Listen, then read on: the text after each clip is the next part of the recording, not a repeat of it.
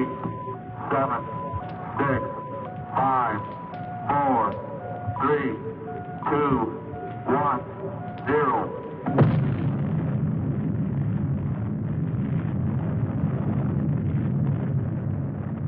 Since the splitting of the atom only a few decades ago, and through his God-given genius of science, man, at last, has succeeded in penetrating further and further into the unknown vastness of space. The moon has become the launching base for advanced exploration. From this pivotal point, astronauts, at the risk of their lives, set out to conquer nature's mysterious forces. Yet many questions remained unanswered. What is his Earth in relation to the inconceivable number of other worlds? Is his speed truly the fastest, his achievements the greatest? Or is he a mere unimportant piece of driftwood floating in the vast ocean of the universe? Could there be life similar to our own on other planets? Is it not possible that atmospheric conditions of relative environments control their shapes and forms? If so, would they be giants? Or could perhaps the opposite be true? Could their intellect have reached a scientific level far above man's dreams? What then will the future reveal if this story you are about to witness is only the beginning?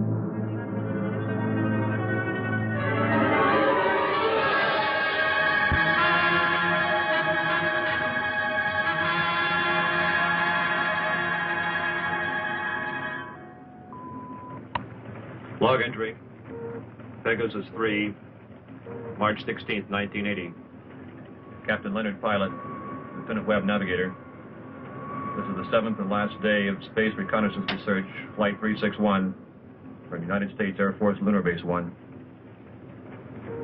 We are 21,000 miles from base, bearing at 270 degrees, 23 minutes.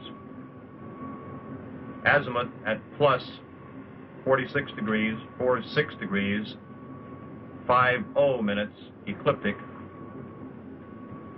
On routine successive approximation by trajectory computer using data from the Space Position Recorder. It's quiet and lonely out here. And frankly, we'll be happy to get back to that dreary old moon.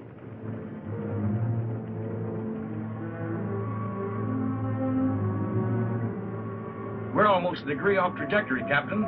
Equipment check's okay. Must be an outside acceleration force.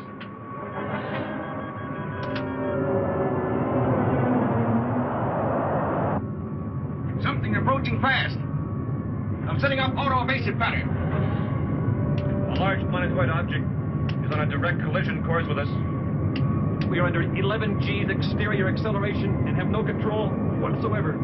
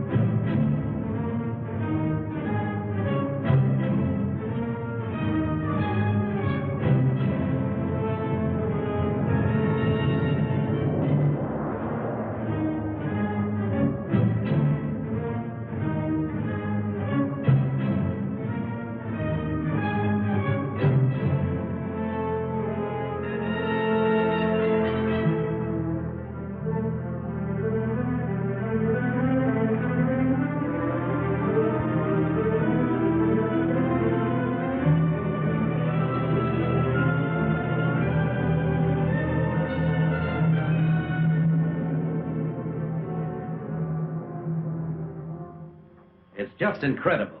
2 ships missing in less than a month. Nothing within thousands of miles of their position. And yet they crash into something that appears suddenly on our radar, big enough to be a planet. And then the next instant it disappears. It's against all theories of space. You get the same reports from bases 2 and 3? It appeared for a second or two, then vanished completely. A ship is on a routine flight. Controls, rockets, everything in order. And then all of a sudden... Yes? General Gibson for Colonel Mansfield from Earth Headquarters. Stand by. Colonel Lansfield. Mansfield, what's all the trouble up there? General, I can't tell you any more than what was in that report this morning. You're certain the rocket's crashed? I am. We have their last log entry through our recording reproduction unit. Now, General, I've listened to it over and over. It tells what happened, but not how and why.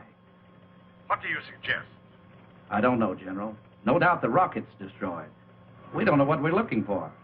This mysterious planet seems to come and go at such speeds, it's impossible to track. Phantom planet, Lansfield. You're a little old to think that, aren't you? This is a capable base, General, run by capable men. Now, there's something out there that isn't supposed to be. All right. Take it easy. Send another reconnaissance with Chapman. Chapman? I need him for the Mars project. If this phantom planet thing isn't cleared up, there won't be any Mars project. Send him. Yes, sir. Ask Chapman to report. Yes, sir. Captain Chapman, report to the Colonel.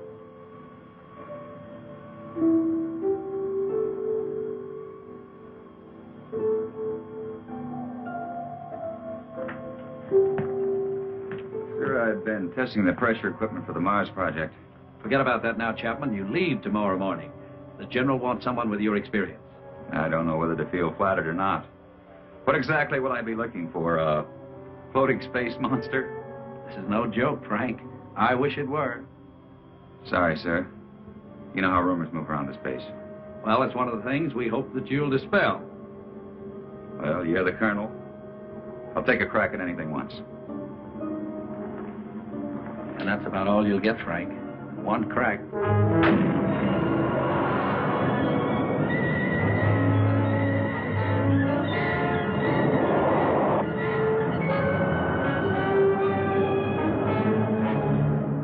18,000 miles out at 270 degrees azimuth and 47 degrees ecliptic. Speed 4.6 miles per second. Check. Computer guidance on. Stability course on. Directional rocket port off. Directional rocket starboard off. Set to automatic. Check. That does it, Captain. We can relax a bit now. Takeoff's always the same. My heart pounds like a sledgehammer. Yeah, mine too. How about the screen? Never fails to fascinate me from up here. You know, Captain, every year of my life, I grow more and more convinced that the wisest and best is to fix our attention on the good and on the beautiful. If you'll just take the time to look at it. You're some guy, McCona. Lunar Base 1 to Pegasus 4. Lunar Base 1 to Pegasus 4. Can you read me? This is Pegasus 4 to Lunar Base 1. This is Lieutenant McConan. Colonel Lansfield for Captain Chapman. Chapman standing by. Anything out there, Frank? Nothing, Colonel. It's almost too quiet. Well, keep alert. And don't waver off your course 1 degree, unless you think you're on to something. And if you do get on to something, report at once. Yes, sir. Pegasus 4 to Lunar Base 1. Over. Out. I hope whatever was out there is gone now.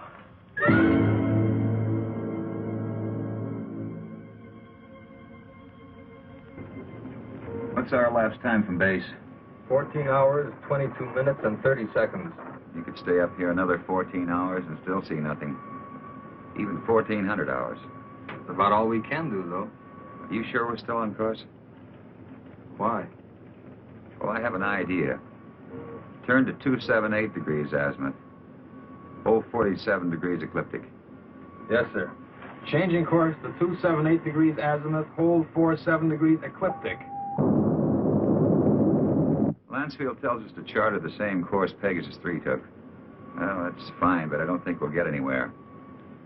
This strange planet dashes about like it's supposed to. It figures we won't find it around here. So we're changing course. Lightning never strikes twice in the same place. Precisely. You with me? Like I said, you're the captain. I'll take a new reading. Thanks, Ray.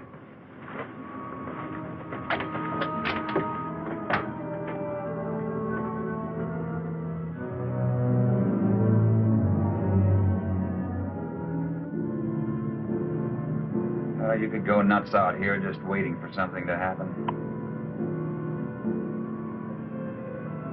You seem pretty much at ease. Well, I figure it's just the same as fishing.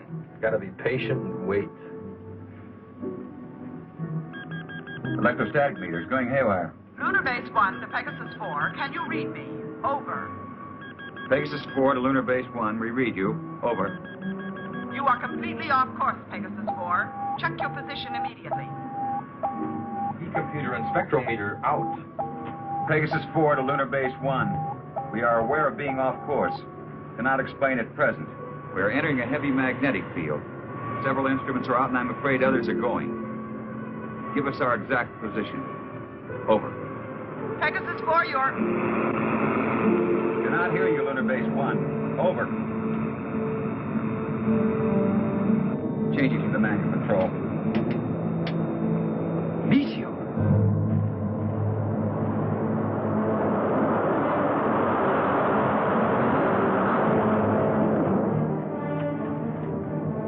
Boy, that was close. Yeah, and I'm afraid it isn't over yet.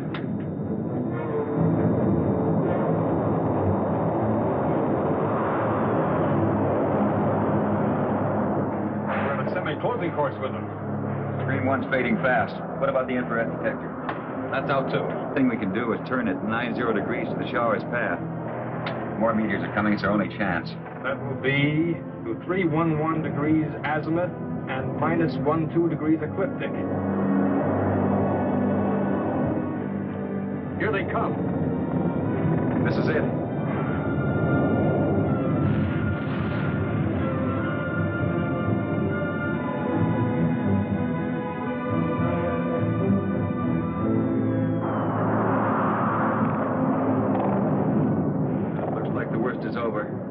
A lot of spots. Now, those are ionized trails. They'll persist for a while. Well, let's hope for those stragglers. With these instruments out, there won't be any way to tell if they're coming from another direction. Trick now is to get back to the moon. I think we'll make it. Yeah. Okay, Ray, let's go through a tight beat check. Right. Cabin pressure? 20 coming up. Retroport? Positive. Retro starboard? Positive. Main circuit 1? Negative. Main 2? Negative. Now let's try the auxiliaries. Main 1? Negative. Main 2?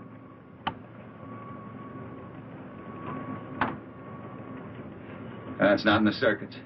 No, the meteors must have smacked into the propulsion elements. Or feed lines. Yeah, we're lucky. Well, there's only one way to find out. Looks like it. You know, there's one thing sure. What's that?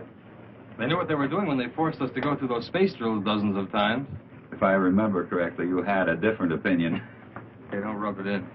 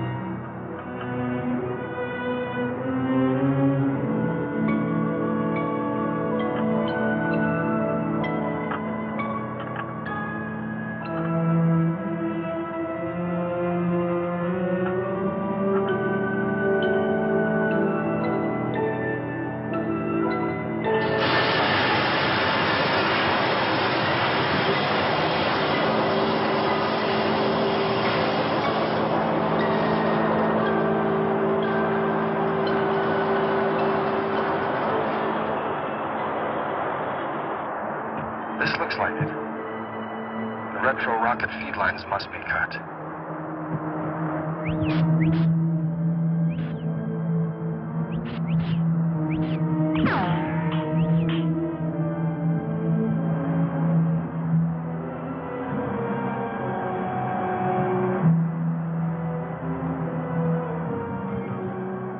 Frank, your airline's broken. Frank!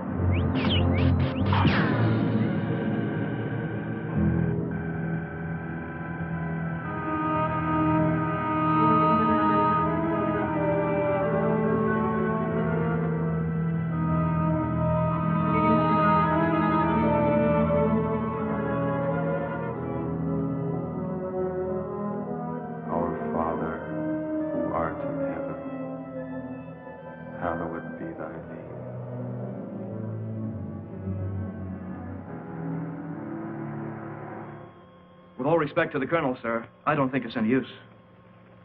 Keep working that radar and keep working it until we locate Chapman. Yes, sir. He's got to be out there somewhere. He just has to be.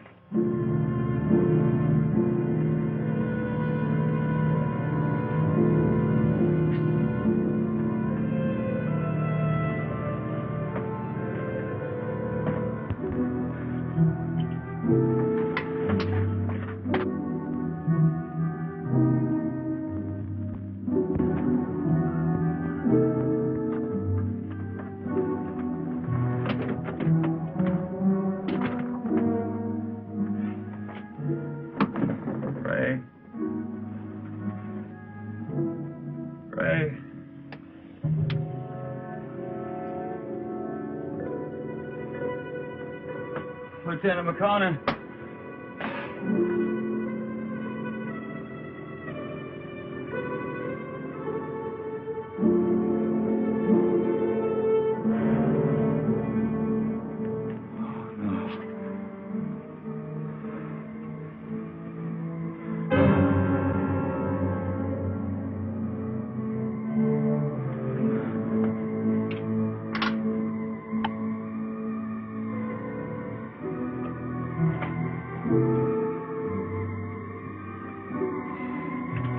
Captain Frank Chapman, pilot, Pegasus 4. Our ship is being drawn toward an asteroid. Instruments completely out of operation. Navigator McConan, lost. I cannot read my position. I'm going to try to land. I don't think I'll make it. If I do, I'll continue recording.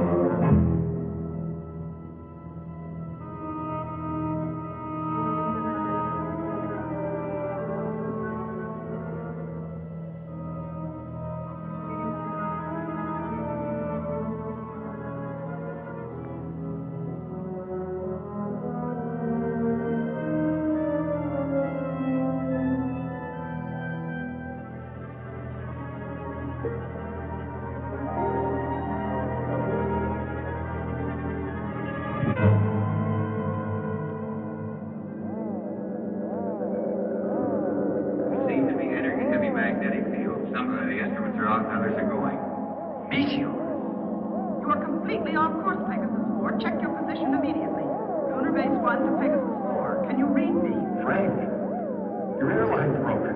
Navigator McConan. Ray. Lieutenant McConan. I'm going to try to land. What exactly will I be looking for? A floating space monster?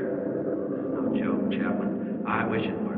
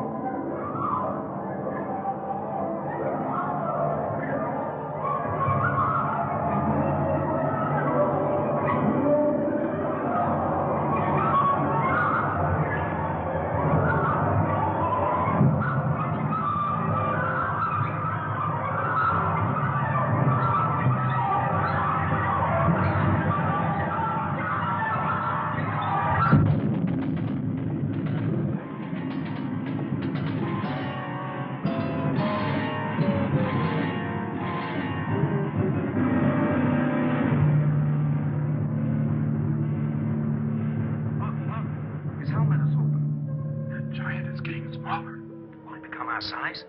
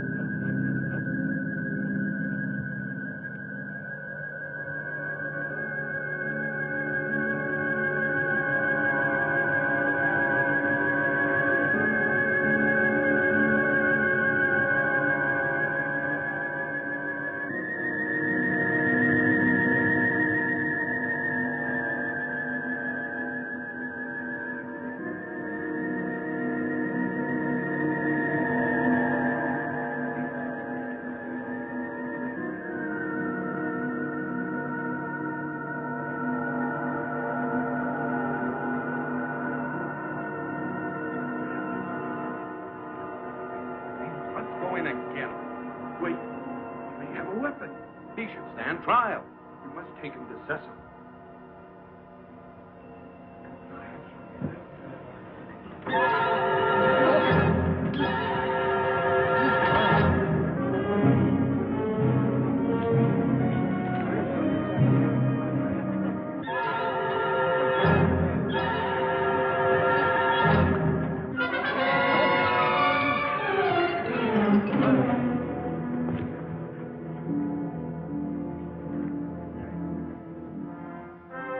We will begin the trial. Yes, Cecil.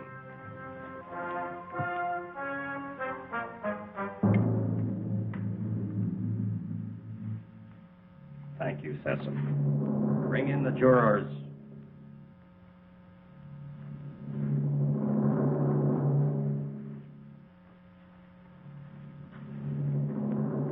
Will Ipsilata step forward?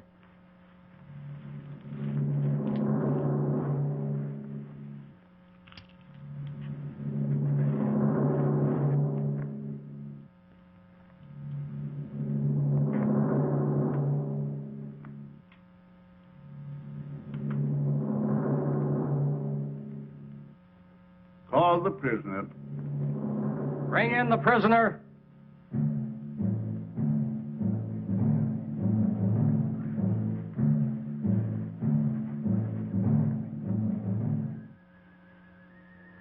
stand here, in front of our leader and our judge.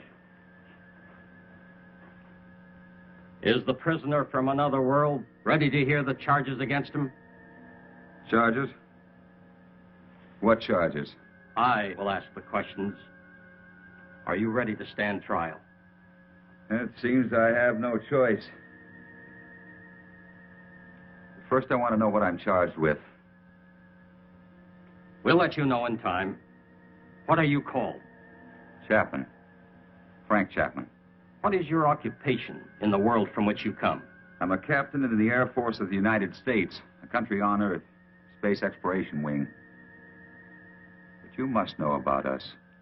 You speak our language. We do not speak it. But here on Rayton... Rayton?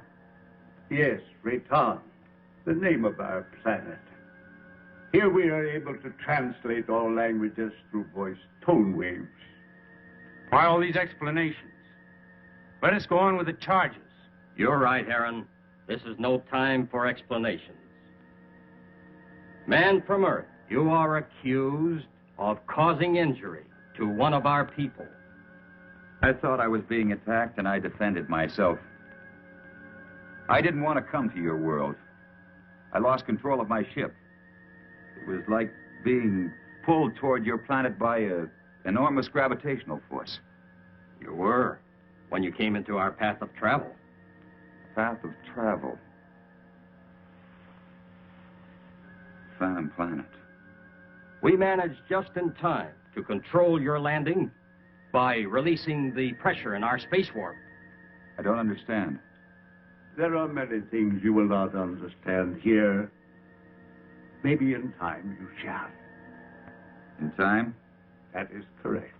The jury will now vote and find you guilty or not guilty for inflicting injury on a Rayton man.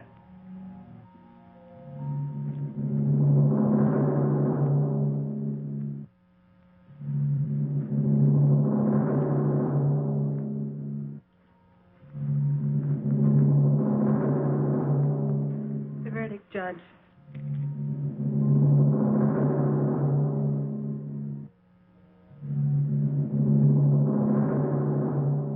I find you guilty as charged. You are now a free subject of Rayton. The jury is dismissed. That is all. You are now a free subject of Rayton. That is not all. Listen, I don't know what kind of a place this is, but you must have some kind of law here. This planet pulled me to it. I didn't come here by choice. But being here, you cannot be permitted to leave. We must keep our security at any cost. So, I must pronounce you guilty. No penalties will be lodged against you. But you must become a subject of Rayton. Trial is concluded. Nothing is concluded. What is this? First I'm found guilty of something that's not my fault, and then I'm set free. Well, free to go where? Back to my world 6 inches tall? Don't worry. No harm will come to you. I'm Liara, Sesam's daughter. I'll show you to your quarters. Well, come. We'll talk on the way.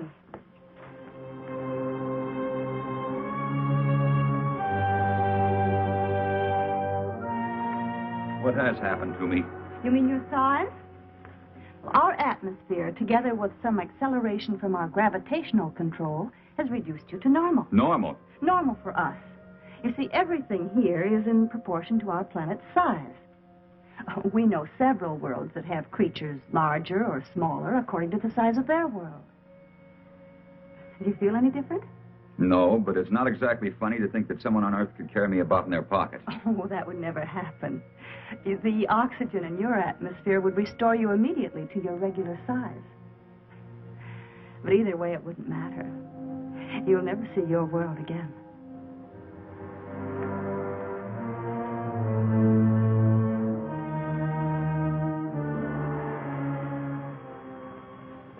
Nothing yet. No, sir. No contact for 2 days. I'll wait another 24 hours. Then, with or without orders, I'm sending out a search party. You wanted to see me? Yes. Will you excuse me?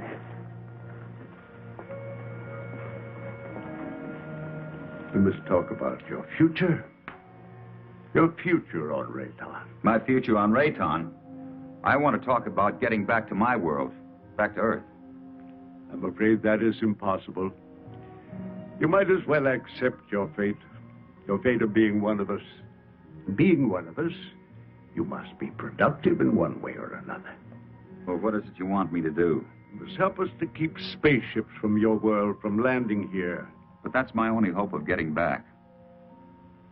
Forget about it. 2 ships in my unit disappeared. Did they crash here? Unfortunately, yes. They were pulled into our strong gravitational field. Well, so was I. Yes, but luckily we were aware of your approach and lowered the power on our gravity field. I don't get it. In many ways, you're hundreds of years ahead of our science. Yet you live in such a primitive manner. It may not be as odd as it seems. It's true that our technology may be much further advanced than yours, but then a strange thing happened. Well, what was that? We had machines do all our work. People on Rayton became completely free of all labor, practically of all responsibilities. Our people became soft and lazy. They did not know how to cope with their free time. They started to fight amongst themselves. That's very interesting. Many people on Earth are beginning to face the same problem. Too much free time, too little work. Problem not at all unique in the history of the universe. Well, what happened on Rayton? Our forefathers then made a wise decision. They returned to, as you say, our primitive ways. The Raytons again had to toil for their living. They became much stronger, much happier, much more valuable. But you didn't forsake all of your scientific achievements. No, we retained the secret of the gravity control for our survival in space, and the secret of our food production for our survival on this barren planet. You sacrificed advancement for this. Sesame rules us, and we are content. Now, can't we get on with this, Sesame? Aaron is hasty. We all are. Our lives have been changed so much. I would like you to become acquainted with our ways. Later, you may choose a wife. With Liara or Zeta. Zeta cannot speak, but she is a fine woman. Well, between the two, it would be difficult to make a choice. It is no problem. You may take your time, but once you've made your choice, remember, it must not be taken lightly. You must be hungry. Come with me. Liara. Go now and learn our ways, and perhaps you may help us with our problems.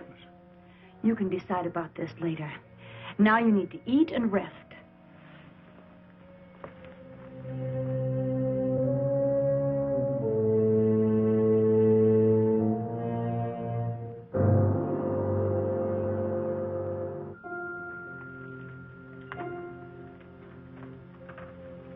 This is good. What is it? Well, I think it's the equivalent of your breadfruit. We made it chemically for you since nothing grows here on this planet. Oh, here.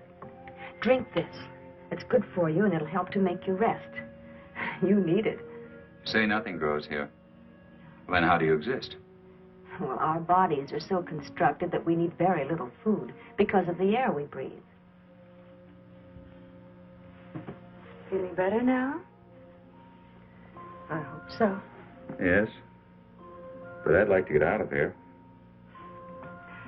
You're a strange one, Fredericks. I'm a strange one. What about everybody else? And don't call me Frank Chapman. My name is Frank Chapman. 2 words. Yes. Frank Chapman. Oh, I'm sorry. I didn't mean to be so rough. It's just that well, this is so new to me. You know what I'd like to do if I had a choice? What? I'd like to return to my ship. Well, that's impossible. Then you see I'm still a prisoner. Not at all. You're free to go anywhere here on Rayton. Except to my ship. Your rocket is no longer on this planet. It was sent off last night while you were sleeping.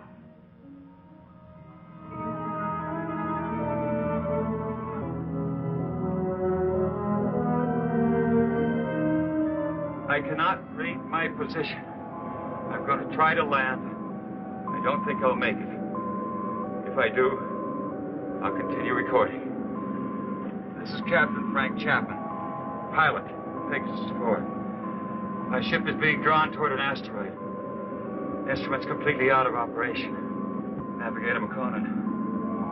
Lost.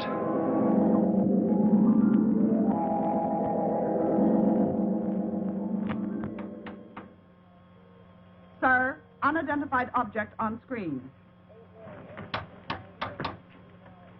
This must be Chapman's ship, Colonel. Certainly has all the indications and all the characteristics of a spaceship. And no other unit of ours is scheduled for flight in this area. Any contact? None, Colonel. Just static. His auto-emergency transmitter should be on full blast. I'm tuned to all Pegasus frequencies, sir. So are the automatic relays on Earth. Good. This must be Chapman's ship. What else can it be? Captain Beecher and Lieutenant White are to report to the briefing room immediately and stand by for takeoff. Now report immediately any news or anything unusual on your radio and radar relays. Yes, Colonel.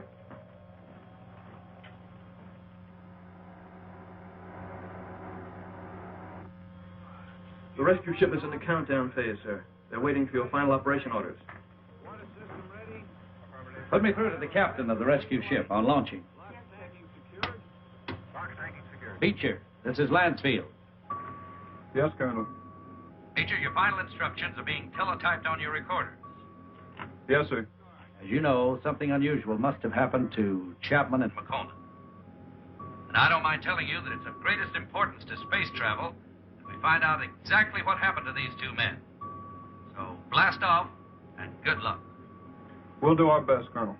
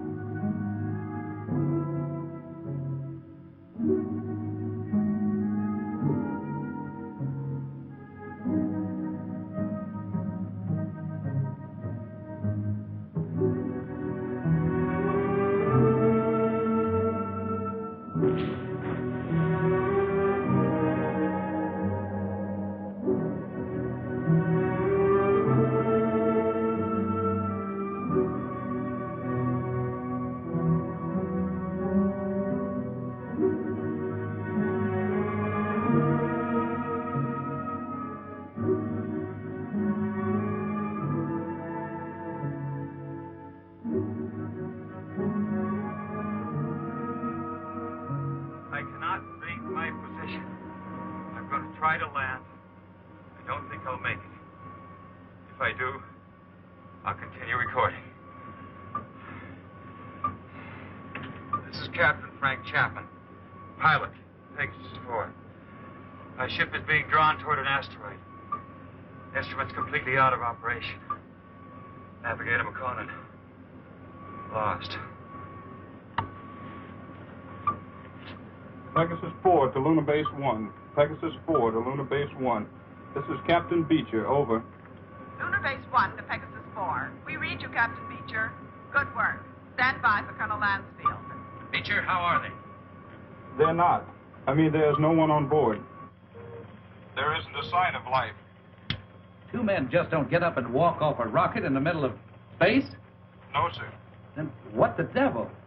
Chapman recorded a final message, sir, but it doesn't make sense. Our repro units are picking it up. We're examining it. Can you bring her in? I'll have to check out the instruments, but I think so. All right, give it a try. White can bring your ship in. Yes, sir. And Beecher, Yes, sir. good luck.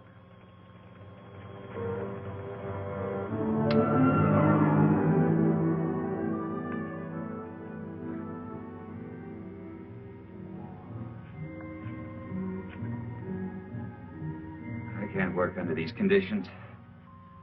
I must know more about the directional flight machine. When the time comes. Well, the time has come. I want to speak to Sessom. And right now. Very well.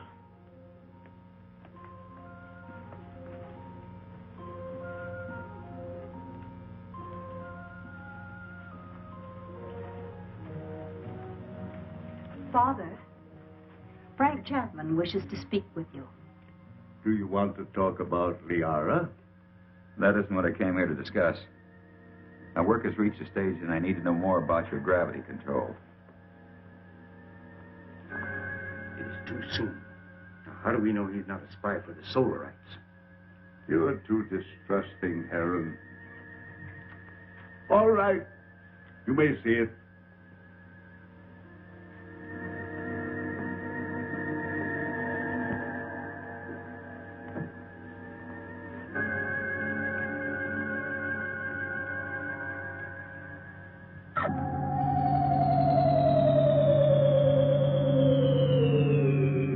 Incredible. But how? The high density of our planet made it possible for us to advance gravity and therefore anti-gravity theories. It's beyond me. Einstein was working on this problem, but he died before he could complete his investigations. What causes Rayton's high density? The atoms on this planet have narrower electronic orbits than the atoms on most other planets. The smaller they become, the easier it is for us to control and take advantage of positive and negative gravity. But why is Rayton getting smaller? This planet is slowly using up the energy that holds the atomic particles together. You mean you might disintegrate into nothing? Yes, someday. But it will not be in our time. Well, I guess it's the same as on Earth. We don't seem to worry that our sun might be cooling off in many millions of years. The danger for us is that sudden bursts of concentrated heat directed on our Rayton might suddenly speed up the process of time. You think that's possible?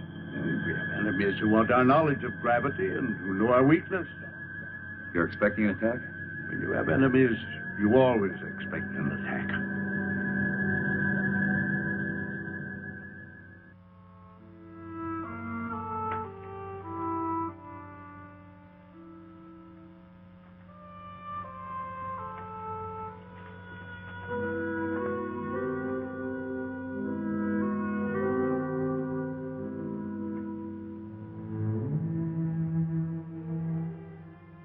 Hello.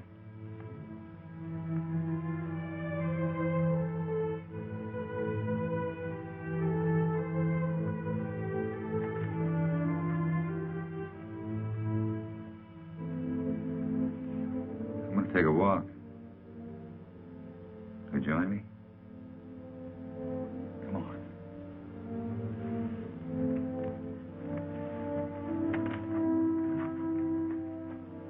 You know, this is the first time I've had a chance to talk to you alone.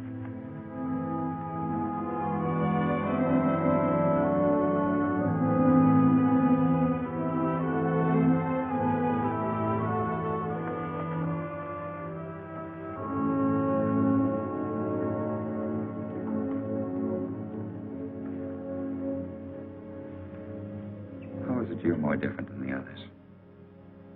I don't mean you're sour inside. I mean, you're warmer, more sensitive. That wasn't really a question, because I know you can't answer. I just wanted you to know how I feel. Strange world. I don't want to hurt Liara. You don't either, do you? I like you.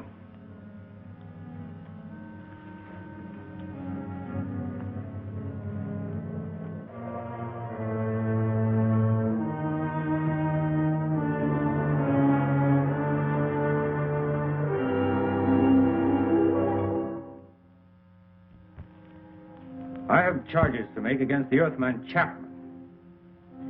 He is imposing himself both on Liara, your daughter, and the mute girl Zeta. Now, this is an insult to Liara. You know I love her. And a direct insult to me. I am asking, rather, I am demanding your permission to challenge him to the duel.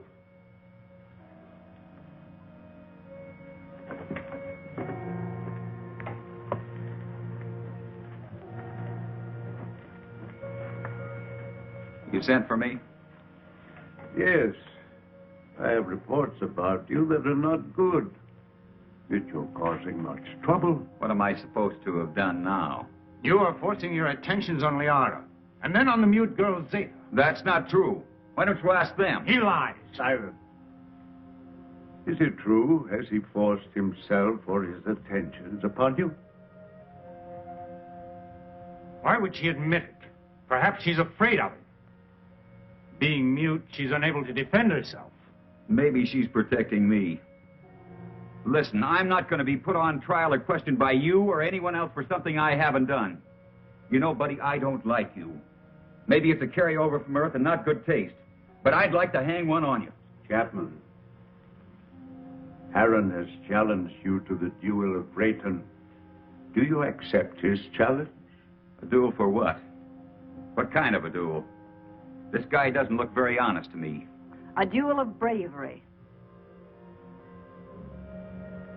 You know, Mr. Sessom, maybe this duel business is a good idea. Might clear the air a little. So how do we go about it?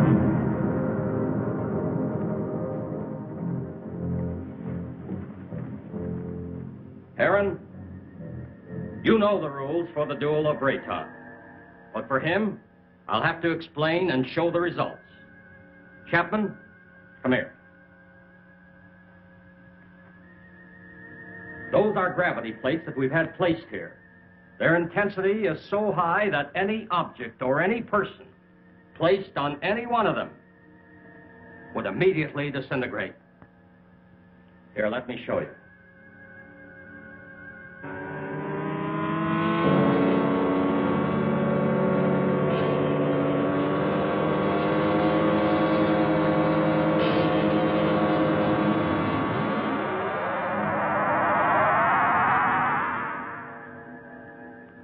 The duel of Rayton is one of physical strength and skill. You will use this rod and attempt to push your opponent on top of one of the gravity plates. You saw what happened to the rock.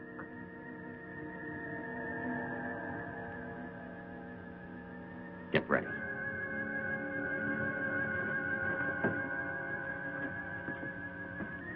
Put the combat rod in position.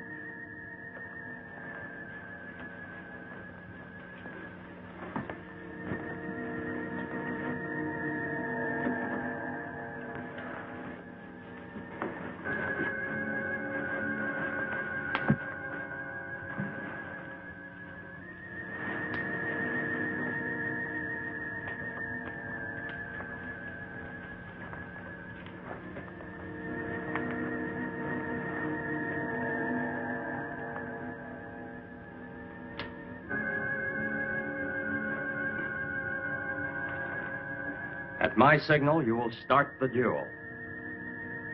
There can be no quarter called and no quarter given. The fate of the victim is in the hands of the victor. The moment has come.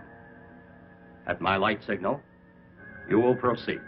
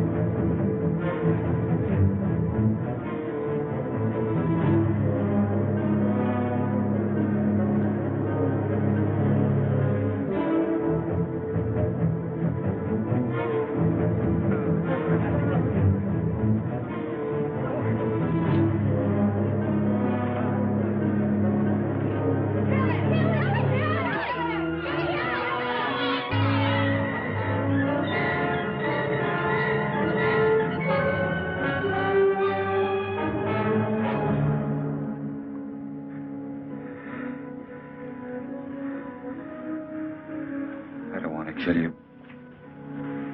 I never did.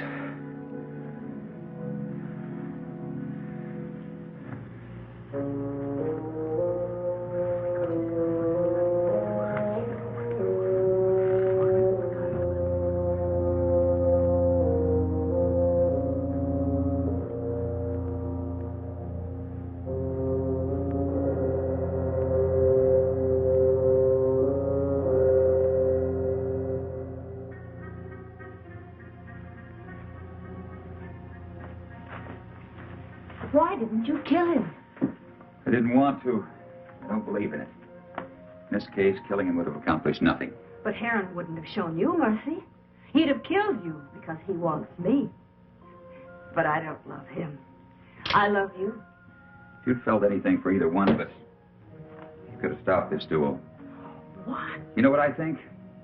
I think you were waiting to see which one of us won and then take the one that was left over. What? No, Liara, I don't love you. I don't even know if I like you. But let me tell you this. You can't make someone love you. It's got to come naturally. You can't force it. You can't command it. If you do that, you'll never find it. Oh, this whole thing is like a nightmare to me. I miss my people. Well, I've got to make some attempt to get back. And if you feel anything for me, you'll try to help me. Well, perhaps you're right.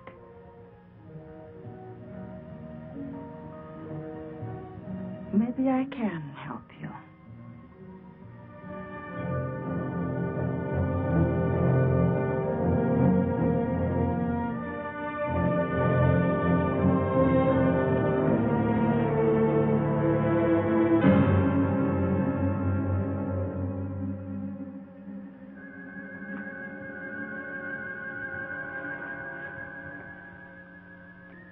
As you said, I don't want to kill you. No, I think I could understand your somewhat quaint language if I were on your Earth a little. Well, why don't you kill me? You didn't kill me. You had the chance. Well, what about the knife? This isn't exactly what I'd call a friendly visit.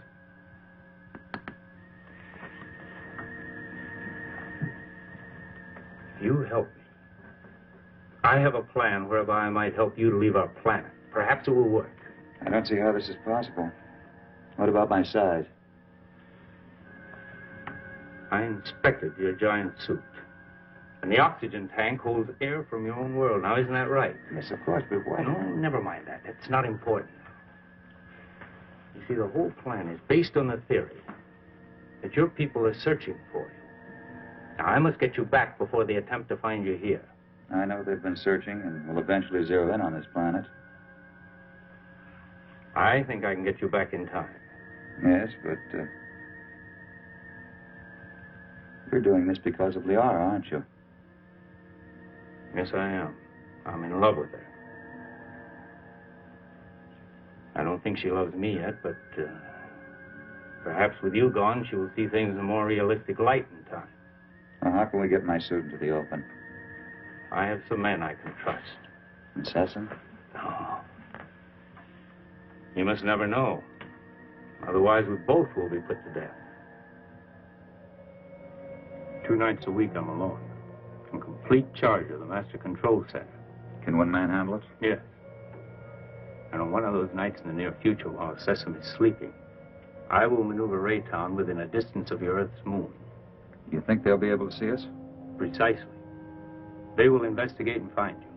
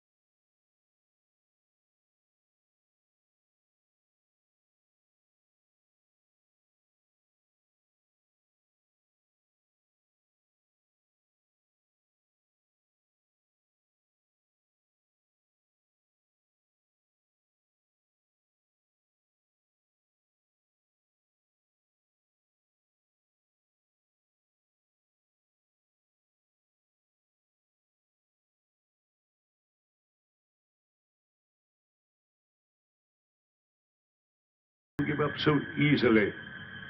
Safe for the moment? Well, who are these Solarites, anyhow?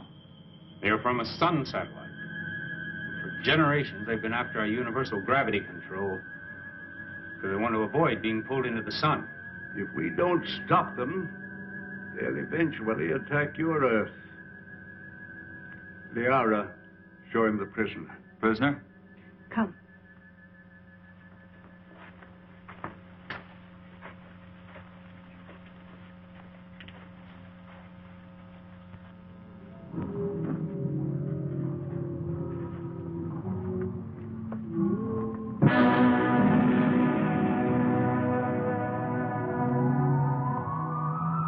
That's a Solarite. Yes.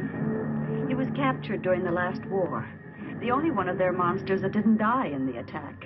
When did this attack take place? Several years ago, when Zatha was a little girl. That's when she lost her voice. What makes those rocks disintegrate? It's as if they were hitting some invisible wall. That's exactly what it is. The monster is so strong that he can smash any ordinary structure. Now, what you call an invisible wall is really another way that we use our gravitational control. Now, by using a high magnetic field, we can lock molecules so closely together that they form a solid wall. Make a big hit at MIT. Where? One of Earth's more advanced centers of learning. I only hope your wall will hold him in check. Yes. He could kill us all if he escaped. Life on other planets. We were always wondering if ours was the only one so blessed. There are many inhabited worlds, but only these fire people bother us.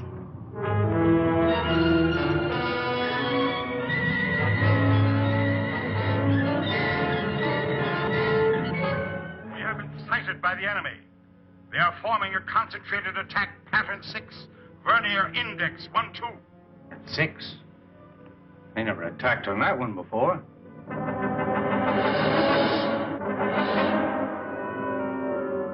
What are we going to do? We must try to break up the attack.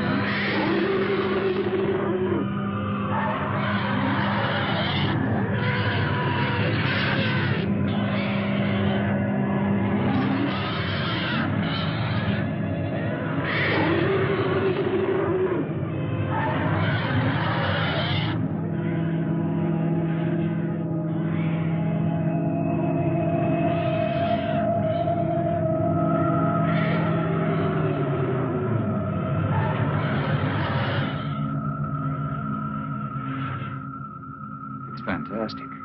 We can do one of two things. Outrun them or fight them. Well, breaking up a formation is one thing, but how can you fight them? Do you have a chance? We have to settle that once and for all. Living in constant danger isn't worthy of us. Don't forget, we still have the gravity control. The greatest danger to us is the high-intensity heat bomb. Right.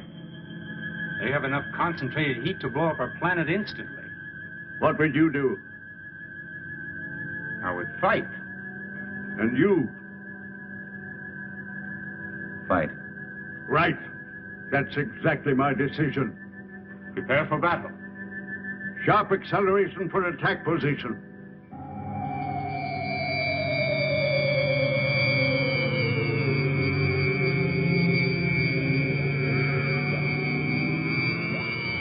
Maneuver so that we face the enemy when they attack.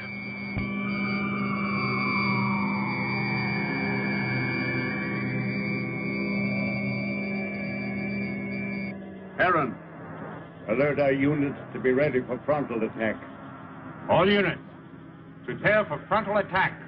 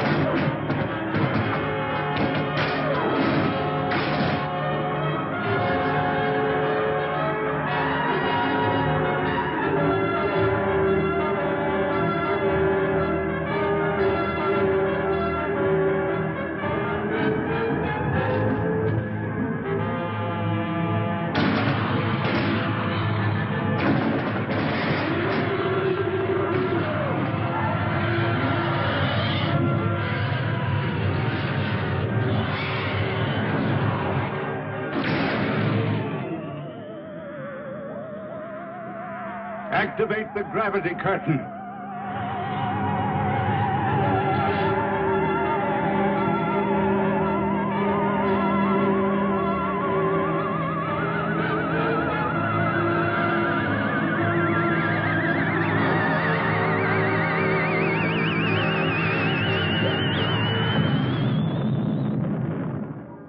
Oh, it was a magnificent victory. But I'm deeply plagued with regret when I'm forced to destroy. If it wasn't them, it would have been you. Perhaps you are right. You're wise, Chapman. One day you and Harold will lead our people. Well, I'm honored and grateful, I but... will teach him all he needs to know.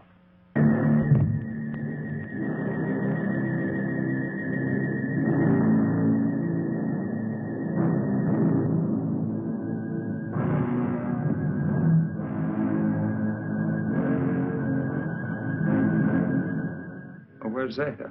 She went to sleep early. Sleep? I'm very tired. Perhaps the battle was too much of a strain on me. Good night. Good Sleep night, well, Father. Stefan.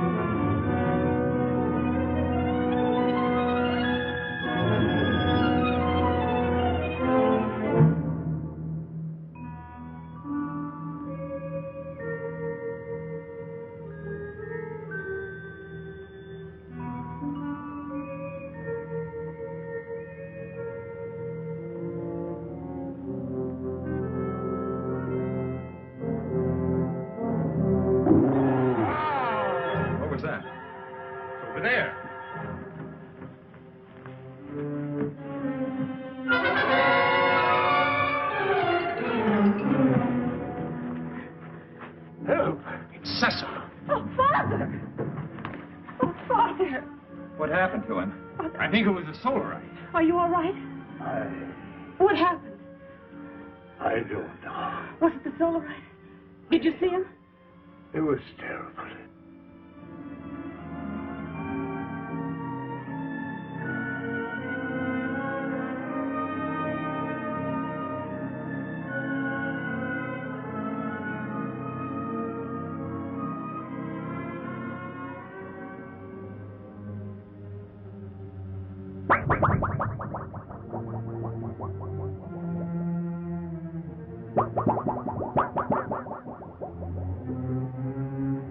I'm going to the control room. No, you stay with Liara. Chapman, Yes? go through that corridor. It's shorter. Hi. But be careful. I'll be all right. Oh, Heron.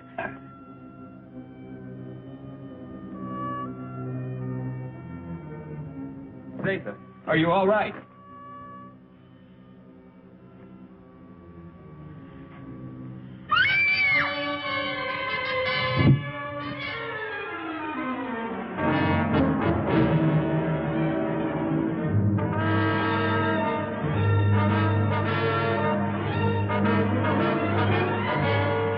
Hey, watch the plates.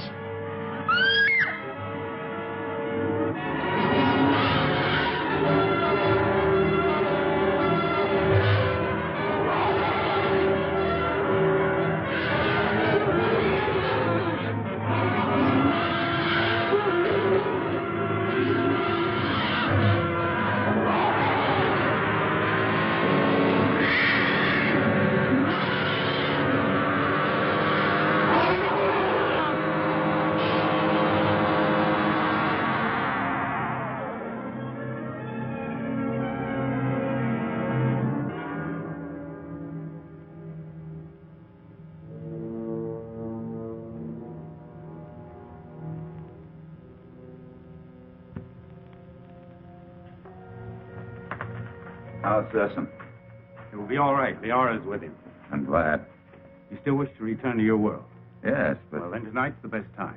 See, the chaos of battle has brought us closer to your moon than we've ever been. It'll be a simple task to maneuver Rayton slowly and steadily even closer, and the risk will not be so great because the travel time will be short. And we'll be well within the range of Moon's radar. Yes, but we cannot go unnoticed. Now, as soon as we're within range of your moon, my men will carry your suit out into the open. Now, if your people come to investigate, we'll pull them into our gravity and direct their landing. Meanwhile, you will enter your suit, seal it up, so that you're not exposed to our atmosphere, and, well, the rest you know. Where shall I meet you? In the control chamber. Someone will come for you.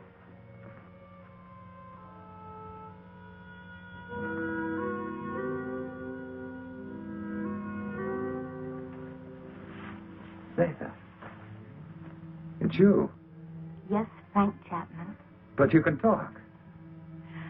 From my fright when I thought you were going to be killed, something happened. And after I screamed, I found I was able to speak. Zeta. I have many things to say to you, Frank Chapman. But it's so wonderful you being able to talk. And I have so many things to say to you. Oh, everything has been terrible. You're so lovely. You have such an adorable little face.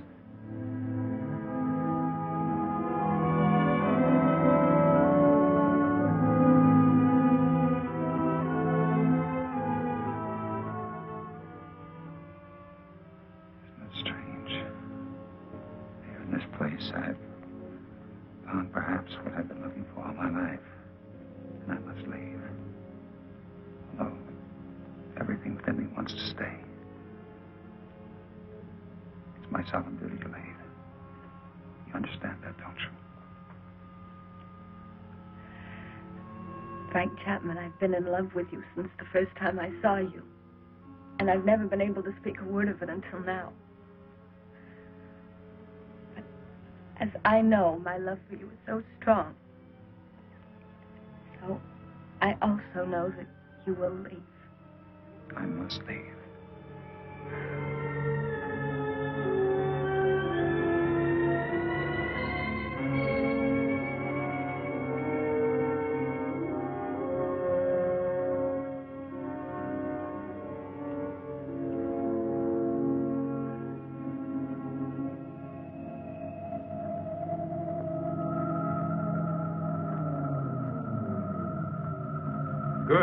about time. Here we go. Another hour and we shall be close enough for you to be found.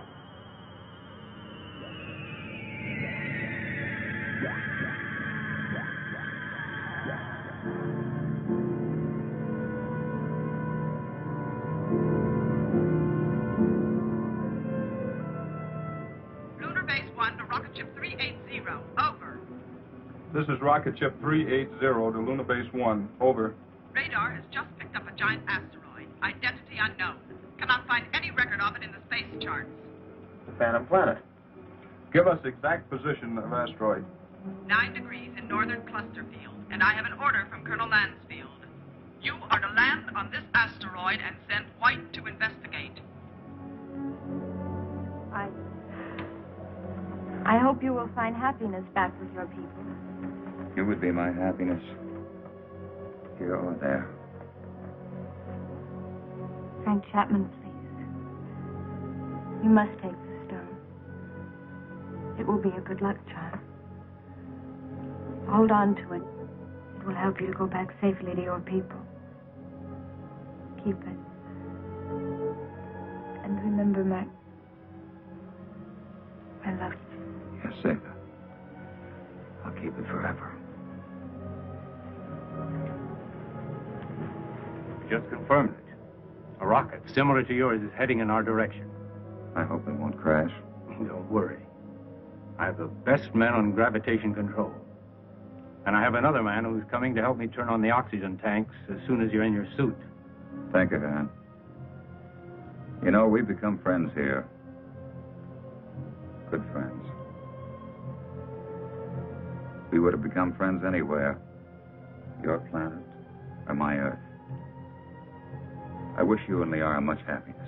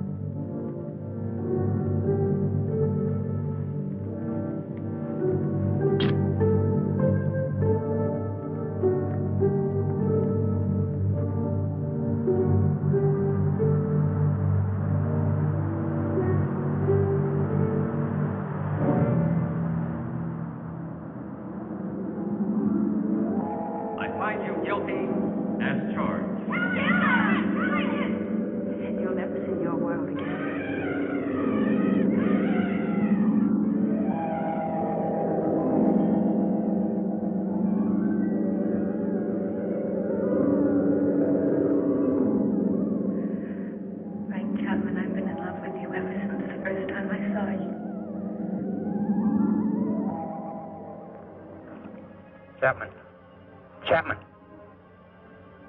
White to Beecher. Come in, White. I found Chapman. He's alive. But there's no trace of McConan. Where's McConan? He's dead. He's gone.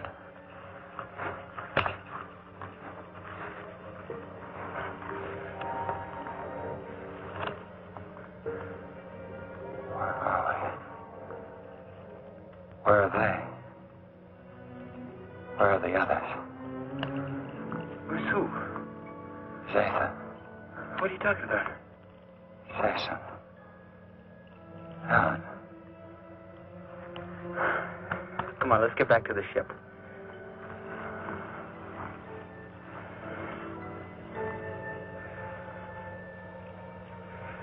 White to Beecher. I'm bringing him in. He seems to be all right. He said McConan is dead. He keeps talking about other people. I think he's in a state of shock. Do you need assistance? No, Captain, I can handle him alone. You know, Frank, you're a lucky guy. This is a wandering planet. Could have carried you anywhere. I'm sure glad we found you. Zeta. Where is she? What you need is rest.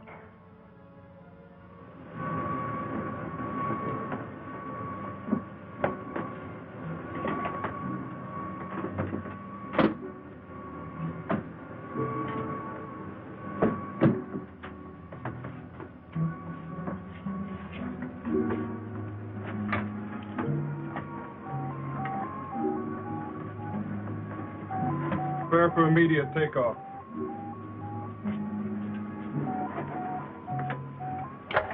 How do you feel, Chapman? I don't know. I don't understand. It's unbelievable. We'll get you back to Moon Base for a thorough examination. Do you think you're hurt? I don't think so. You must have been knocked out for quite a while. I must have been dreaming. Quite possible you were delirious. The shock of the crash landing of your ship. Ray's gone. But I just left Zeta and Aaron.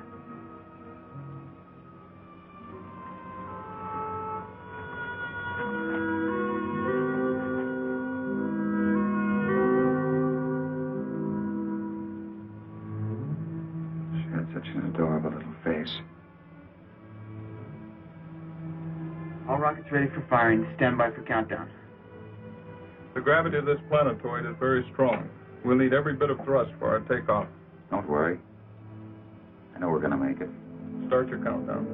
10, 9, 8, 7, 6, 5, 4, 3, 2, 1, 0.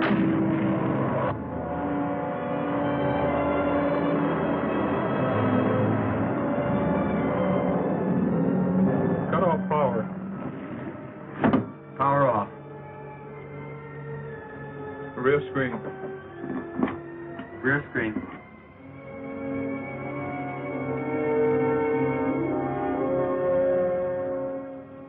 No, now they'll never believe me. Even with this, they'll never believe me.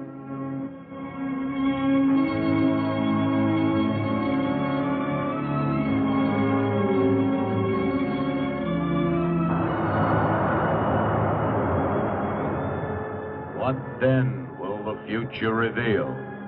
If this story is only the beginning, only the beginning of